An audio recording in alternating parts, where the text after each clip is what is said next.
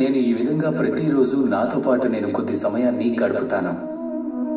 ఆత్మ పరిశీలన చేసుకుంటాను. ఎందుకంటే నా నమ్మకం ఏమిటంటే నా ప్రత్యర్థి మరెవరూ కాదు, నేనేనని.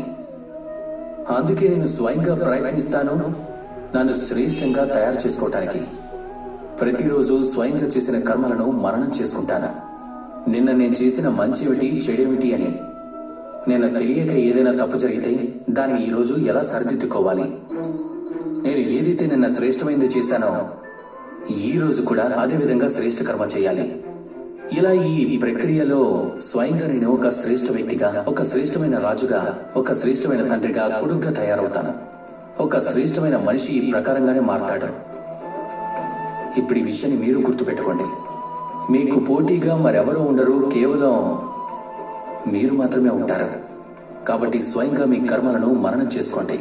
మీలో ఏదైనా లోపాలుంటే తీసేయండి, స్వయంగా సరిదిద్దుకోండి.